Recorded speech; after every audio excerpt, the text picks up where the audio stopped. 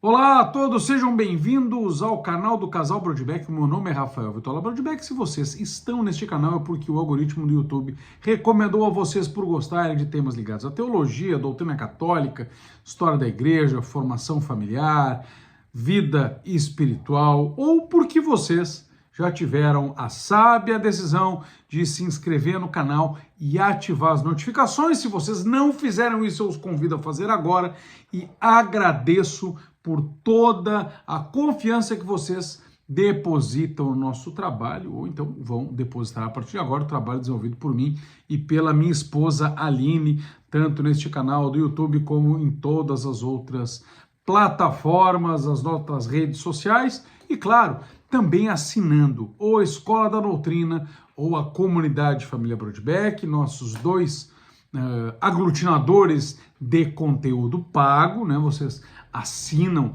ou a Comunidade Família Brodbeck, com mais de 400 horas de formação humana, espiritual, doutrinária, ou a Escola da Doutrina também, que é um curso completo de doutrina católica. Os links estão aqui na descrição, assim como também na descrição está o link para vocês se informarem acerca da nossa peregrinação para a Itália, peregrinação da família Brodbeck para Roma, com a direção espiritual do legionário Padre Felipe Neco, de 18 a 28 de julho agora de 2025, promovido pela Demaré. Vamos a Roma, Assis, Cássia, Perugia, Lanciano, San Giovanni Rotondo, Monte Cassino, voltamos a Roma. São vários dias lá, está incluído no valor a passagem, hotel, transporte com ônibus privado, guia, seguro viagem, meia pensão, enfim.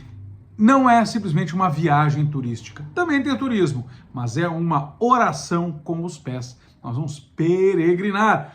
E é ano de jubileu. Tem graças especiais esperando por vocês na Cidade Eterna, em Roma, a sede da cristandade. E nós estamos com vocês. Olha só que legal, Monte Cassino. Vamos estar lá. Todos vocês. Vamos, eu, a minha esposa e os nossos 5 filhos. E tu? E a tua família? Vamos lá? Todos nos encontramos em Roma. Entrem no link que está aqui na descrição também e procurem as informações com a Demaré, a melhor agência de peregrinações católicas do país. Peregrinar com fé é com a Demaré. Entrem no link. Qual é o tema que nós vamos tratar hoje? Sem coração quebrantado não há santidade. O quebrantamento do coração e a santidade, o que isso tem a ver? Por que há essa correlação, hein? A santidade, você sabe, é o chamado universal de todo ser humano. Todo ser humano é chamado a ser santo. E o cristão só é plenamente cristão se é santo.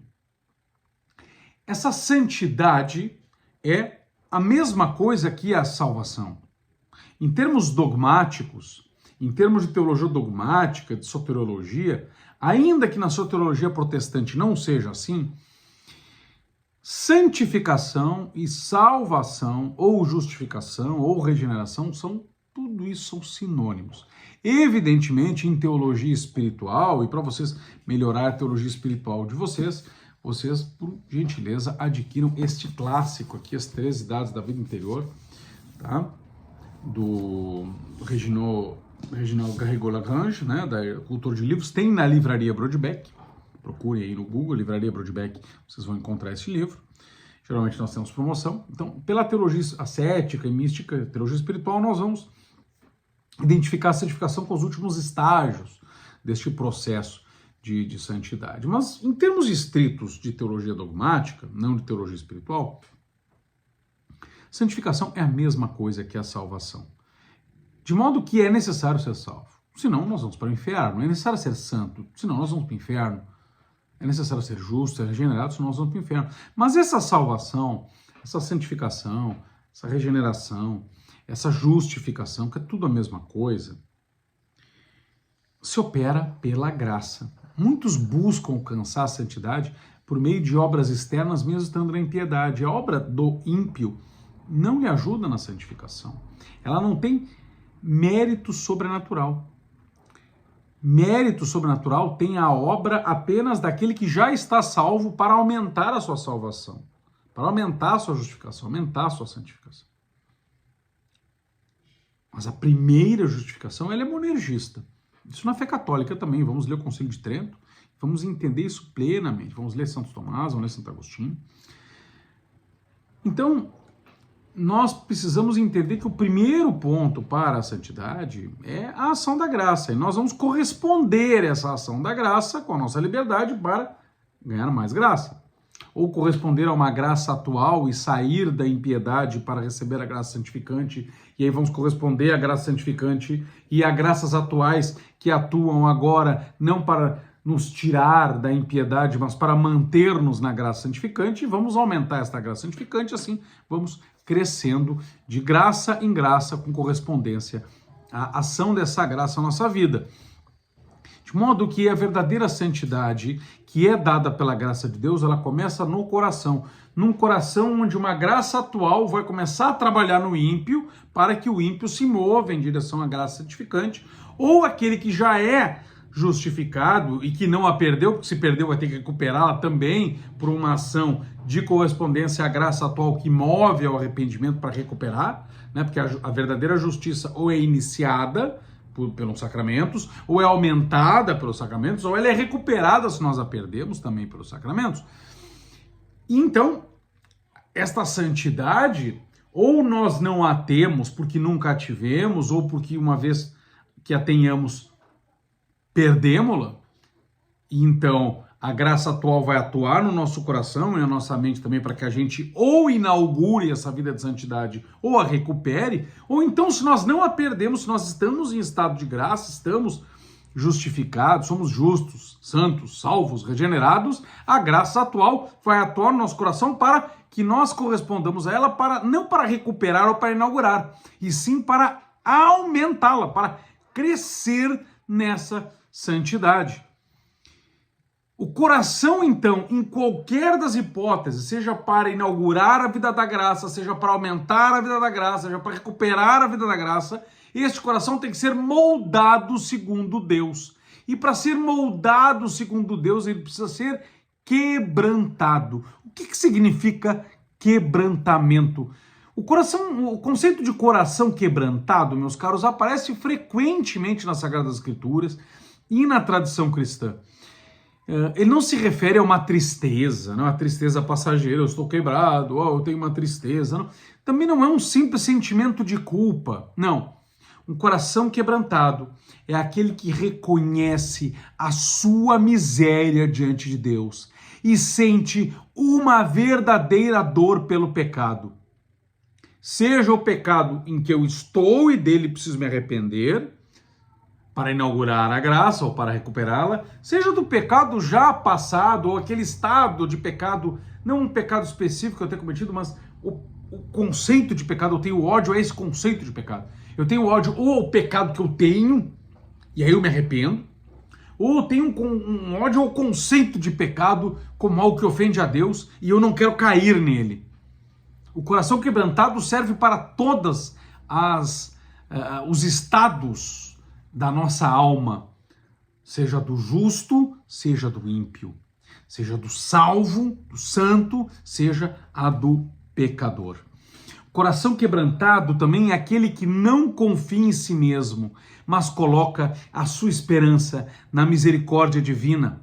O coração quebrantado está disposto a abandonar o pecado, ou se já abandonou, a lutar com todas as forças de sua alma contra ele, e se abrir para a graça que ou inicia, ou recuperada, ou aumenta no santo.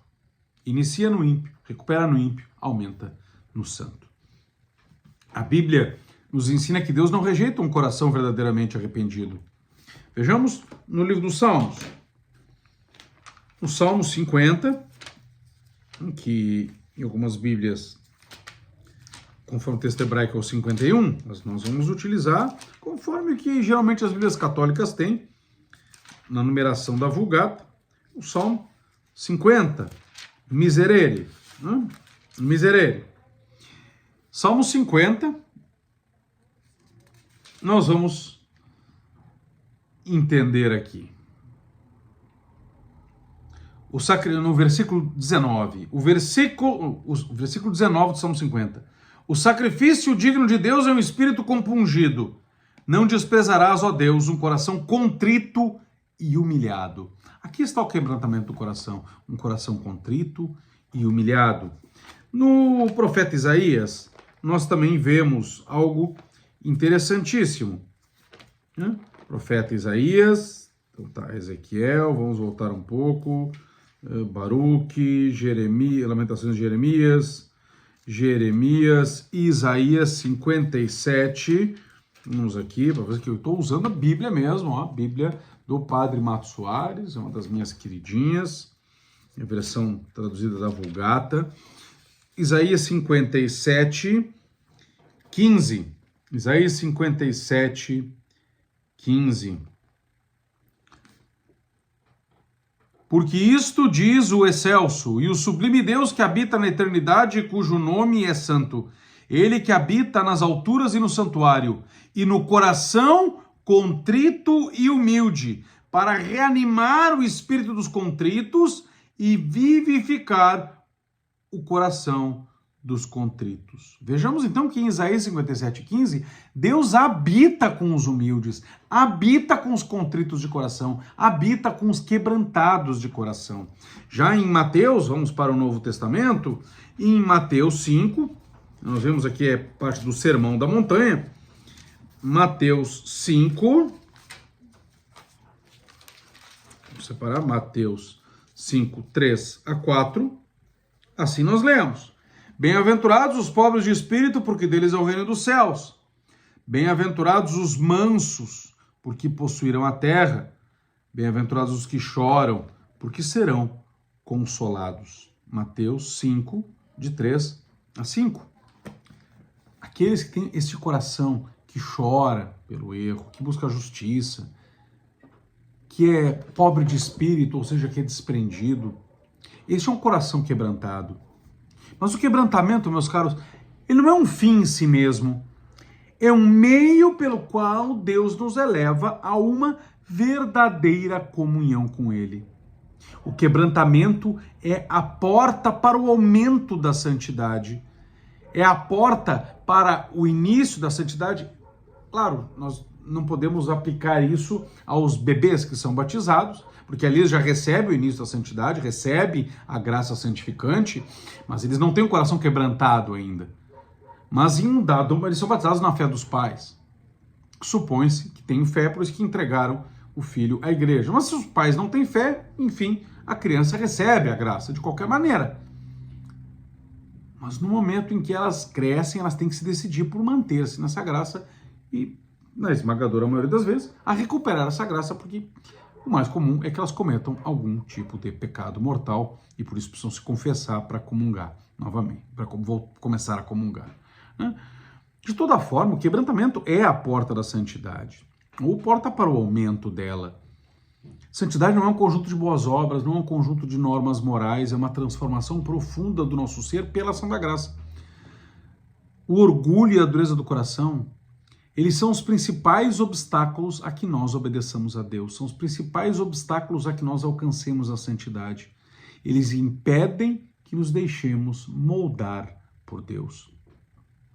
São Pedro, quando se arrependeu após negar a Cristo, Santo Agostinho, quando teve um processo de conversão profunda, São Francisco de Assis, que abandonou o mundo por amor a Deus, Santa Maria do Egito, que teve uma vida devassa e se tornou uma penitente no deserto.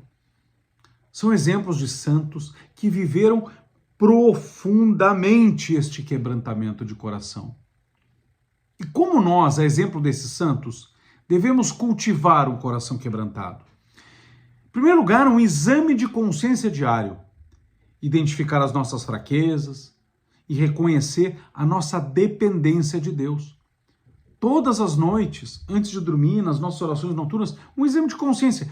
Talvez não, com toda certeza, não um exame de consciência daqueles completos para uma confissão, mas um exame breve, em que eu veja onde estava a graça de Deus no dia, se eu correspondia a essa graça, se eu cumpri os meus compromissos, os meus atos de piedade que eu me dispus a fazer, se eu fui caridoso com as pessoas, se eu amei a Deus sobre todas as coisas, de maneira muito concreta, né? Reconhecendo a nossa dependência de Deus, vendo que aquilo que foi um sucesso no dia, eu devo atribuir a Deus Nosso Senhor, e aquilo que é uma fraqueza eu devo atribuir a mim mesmo. Outro ponto para cultivar um coração quebrantado: vida sacramental, confissão frequente, eucaristia frequente, confissão para recuperar a graça. E mesmo que eu não tenha caído da graça, mesmo que eu não tenha cometido pecado mortal, confessar-me para aumentar esta graça. Então, se eu cometi um pecado mortal, é obrigatório que eu me confesse. Se eu não cometi pecado mortal, só é obrigatório uma vez por ano, mas é vivamente recomendável que eu me confesse semanalmente ou quinzenalmente, mesmo sem pecado mortal. Para quê? Para aumentar a graça, para aumentar a santidade e refinar a consciência. E a Eucaristia, o quanto mais comungarmos, melhor. São meio porque eu vou receber o próprio corpo de Cristo, o próprio sangue de Cristo, a própria divindade de Cristo. Eu vou ter Deus dentro de mim. São meios essenciais para termos um coração verdadeiramente humilde, contrito, convertido, quebrantado. Em terceiro lugar, uma oração de arrependimento e abandono, diariamente. Diariamente. Senhor, eu não sou nada, mas como Tu me amas, ajuda-me a ser santo. Ajuda-me a fazer a Tua vontade. Oferecer as obras do dia na oração da manhã. Lembrar-se do Senhor a cada momento. Dialogar com a Virgem Santíssima, Mãe de Deus, com São José, com o Santo do Nosso Nome, com o Anjo da Guarda, pedindo que eles intercedam por nós, para que sejamos fiéis a Cristo. Pedindo que eles estejam junto conosco. Pedindo que eles façam com que nós tenhamos a eles como exemplos na caminhada cristã. E, enfim, prática da humildade, aceitar correções, servir aos outros e buscar sempre a vontade de Deus, evitando escrúpulo, mas evitando também qualquer tipo de relaxamento. Deus exalta os humildes. A promessa de Deus é clara: aqueles que se humilham serão exaltados, tá? Lá no Evangelho de São Lucas, capítulo 14, versículo 11. O caminho do progresso na santidade passa pelo quebrantamento do coração. Somente os que reconhecem a sua necessidade de Deus podem ser plenamente transformados por Ele. No Salmo 50 novamente, vamos ao versículo 12. Salmo 50, versículo 12. Cria em mim, ó Deus, um coração puro, e renova nas minhas entranhas um espírito reto. Não me arremesses da tua presença, nem tires de mim o teu Espírito Santo. Dá-me a alegria da tua salvação e conforta-me com um espírito magnânimo. Um coração puro. É isso que nós devemos pedir a Deus. Que esta reflexão nos leve a buscar um coração verdadeiramente quebrantado, uma alma contrita, para que possamos ou inaugurar a vida de santidade em nós, ou recuperá-la caso tenhamos perdido, ou nela crescer e nos unir cada vez mais a Deus rumo ao céu. Bendito seja Deus. Até o próximo vídeo.